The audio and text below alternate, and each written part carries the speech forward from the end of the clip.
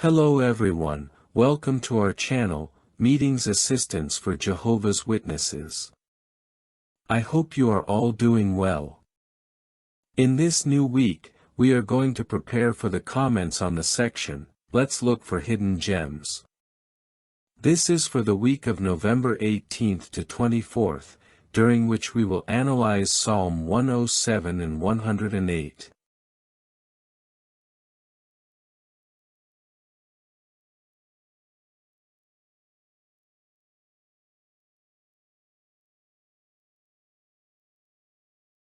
Let's get started.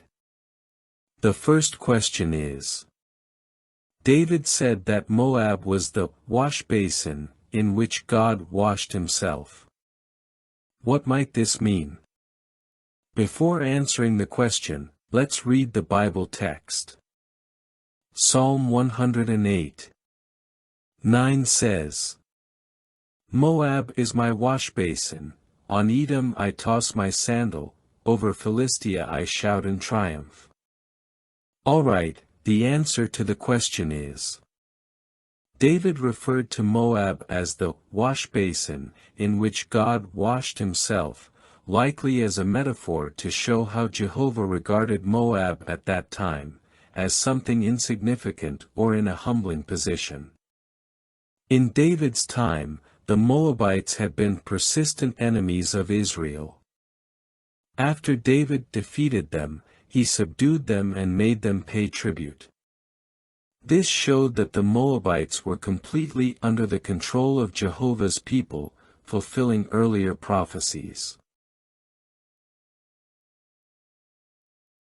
Additional comments. The washbasin is a powerful image.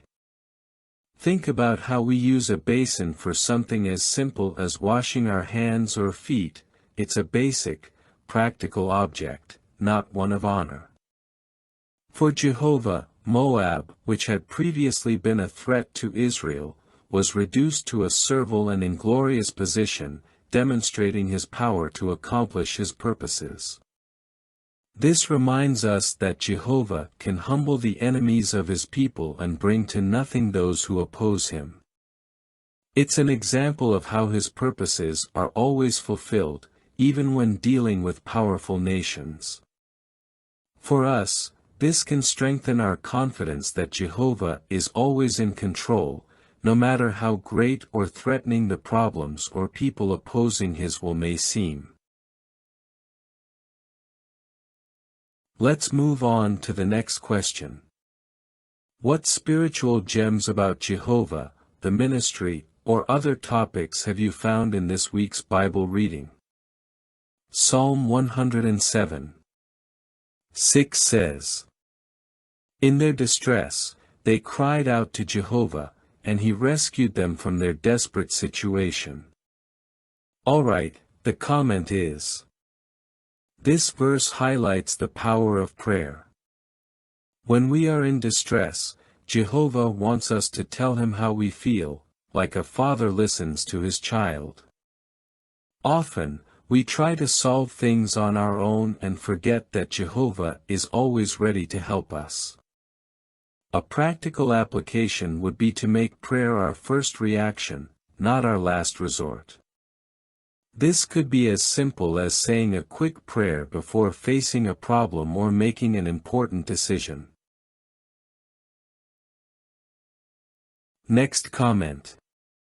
Psalm 107:8-9 says, Let them give thanks to Jehovah for his loyal love and for his wonderful works in behalf of the sons of men. For he has satisfied the thirsty and filled the hungry with good things. Alright, the comment is: This passage reminds us that Jehovah always provides what we need, not just physically but also spiritually. It's easy to focus on what we lack, but this psalm encourages us to reflect on all the blessings we've already received. A practical way to apply this could be taking a moment each day to thank Jehovah in prayer for what he has done for us. This helps us maintain a positive attitude and trust that he will always care for us. Next comment. Psalm 107. 13-14 says, In their distress, they cried out to Jehovah, and he saved them from their desperate situation. He brought them out of the deep darkness and broke their shackles apart. Alright, the comment is. Here we see that Jehovah listens when we are in trouble and helps us out of the most difficult situations. What can we learn from this? That no matter how complicated our situation seems, we are never alone. Jehovah has the power to set us free, even if the solution is not immediate. An example could be when we face temptations or struggle with habits we want to change. By trusting in Jehovah and putting in effort, we can break those chains and move toward a happier life. Next comment. Psalm 107. 20 says, He sent out His word and healed them, rescuing them from the pits they were trapped in. Alright, the comment is.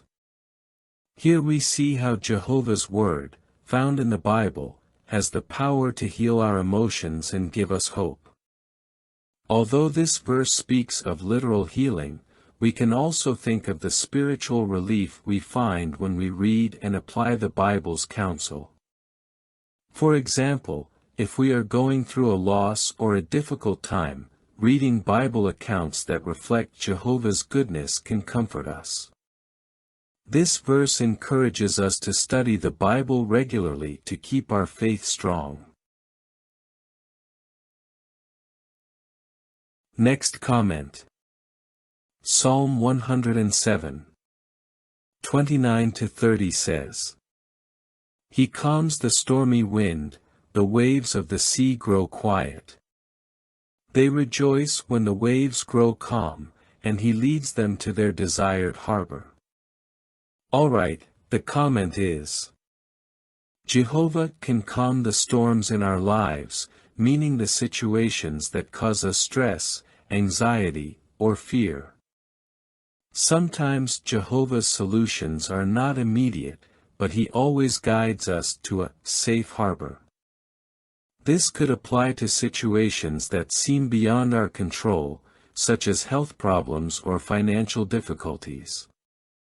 This verse reminds us that by trusting in Jehovah, we can find peace even amid personal storms. Next comment. Psalm 107. 43 says, Whoever is wise will observe these things and will carefully consider Jehovah's acts of loyal love.